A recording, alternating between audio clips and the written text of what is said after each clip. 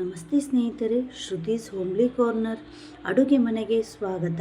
ಇವತ್ತಿನ ರೆಸಿಪಿ ಮೂಲಂಗಿ ಪಲ್ಯ ಮಾಡೋದು ಹೆಂಗಂತ ನೋಡೋಣ ಬರ್ರಿ.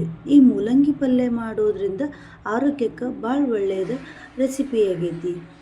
ಗ್ಯಾಸಿನ ಮೇಲೆ ಒಂದು ಕಡಾವಂಗಿ ಇಟ್ಕೊಂಡು ಅದಕ್ಕೆ 3 ಟೇಬಲ್ ಸ್ಪೂನ್ ಆಗುವಷ್ಟು ಎಣ್ಣೆ ಹಾಕೋರಿ.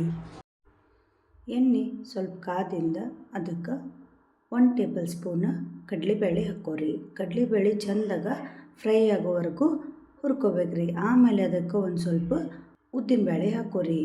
ಉದ್ದಿನಬೇಳೆನೂ ಸ್ವಲ್ಪ ಕೆಂಪಗಾಗುವಂಗೆ ಫ್ರೈ ಮಾಡ್ಕೋರಿ. ಆಮೇಲೆ 1 ಟೇಬಲ್ ಸ್ಪೂನ್ ಸಾಸಿವೆ, 1 ಟೇಬಲ್ ಸ್ಪೂನ್ ಜೀರಿಗೆ, ಒಂದು ಕಟ್ ಮಾಡಿದ ಉಳ್ಳಾಗಡ್ಡಿ ಹಾಕಿ ಚಂದಾಗ ಉಳ್ಳಾಗಡ್ಡಿ ಮೆತ್ತಗಾಗುವವರೆಗೂ ಅದನ್ನು ನಾವು ಫ್ರೈ ಮಾಡ್ಕೋಬೇಕ್ರಿ. ಆಮೇಲೆ ಕಟ್ ಮಾಡಿದ ಮೆಣಸಿನ್ಕಾಯಿ ಹಾಕೋರಿ. ನಿಮ್ಮ ಖಾರಕ್ಕೆ ಎಷ್ಟು ಅನುಗುಣಕ್ಕೆ ಆಕೈತಿ ಅಷ್ಟು ಹಾಕೋರಿ. ಅದನ್ನು ಸಹ ಚಂದಾಗ ಕೆಂಪಗೆ ಫ್ರೈ ಮಾಡ್ಕೋರಿ. ಆಮೇಲೆ ಒಂದು ಕಟ್ ಮಾಡಿದ ಟೊಮ್ಯಾಟೊ ಹಾಕೋರಿ. ಹಾಕ್ಕೊಂಡು ಅದನ್ನು ಮೆತ್ತಗಾಗುವಂಗೆ ನಾವೇನು ಮಾಡ್ಬೇಕ್ರಿ, ಫ್ರೈ ಮಾಡ್ಕೋಬೇಕ್ರಿ. ಸ್ವಲ್ಪ ರುಚಿಗೆ ತಕ್ಕಷ್ಟು ಉಪ್ಪು ಹಾಕೋರಿ.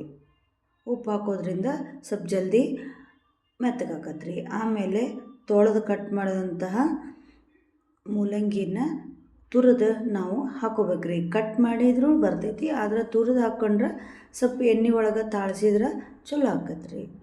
ಮೂಲಂಗಿ ಒಳಗೆ ನಾರಿನಾಂಶ ಭಾಳ ಇರ್ತೈತ್ರಿ ಮತ್ತು ಇದು ಪೌಷ್ಟಿಕವಾದ ಆಹಾರನೂ ಆಗೈತ್ರಿ. ಮಕ್ಕಳಿಗೆ ಇದನ್ನು ಯಥೇಚ್ಛವಾಗಿ ನಾವೇನು ಮಾಡ್ಬೇಕ್ರಿ, ನೀಡಬೇಕ್ರಿ. ರಕ್ತದ ಒತ್ತಡವನ್ನು ನಿಯಂತ್ರಿಸೋಕೆ ಮತ್ತು ಇದು ತೂಕ ಇಳಿಸೋಕೆ ಬಹಳ ಉಪಯುಕ್ತವಾದ ಒಂದು ರೆಸಿಪಿ ಆಗೈತೆ ನೋಡ್ರಿ. ಆಮೇಲೆ ಇದಕ್ಕೆ ನಾವೇನು ಮಾಡ್ಬೇಕ್ರಿ, 1 ಕಪ್ ಆಗುವಷ್ಟು ತುರಿದಿರುವಂತಹ ಕೊಬ್ಬರಿಯನ್ನು ನಾವೇನು ಮಾಡಬೇಕು, ಇದ್ರ ಮ್ಯಾಗ ಹಾಕ್ಬೇಕ್ರಿ. ಹಾಕಿ ಚಂದಾಗ ಮಿಕ್ಸ್ ಮಾಡ್ಬೇಕ್ರಿ. ನೋಡಿದ್ರಲ್ಲ ಸ್ನೇಹಿತರೆ, ಈ ಮೂಲಂಗಿ ಪಲ್ಯ ಮಾಡಿ ತಿನ್ನೋದ್ರಿಂದ ಎಷ್ಟೆಷ್ಟು ನಮ್ಗೆ ಉಪಯೋಗ ಐತಿ ಅಂತ ನೀವು ಇದನ್ನು ಮಕ್ಕಳಿಗೆ ಮಾಡಿಕೊಡ್ರಿ. ಹೆಂಗಾಗೈತಿ ಅಂತ ನಂಗೆ ಕಮೆಂಟ್ ಮೂಲಕ ತಿಳಿಸ್ರಿ. ಹಂಗೆ ನನ್ನ ಚಾನಲ್ನು ಸಬ್ಸ್ಕ್ರೈಬ್ ಮಾಡಿರಿ. ಹಿಂಗೆ ನಿಮ್ಮ ಸಪೋರ್ಟ್ ನಂಗೆ ಸದಾ ಇರಲಿ.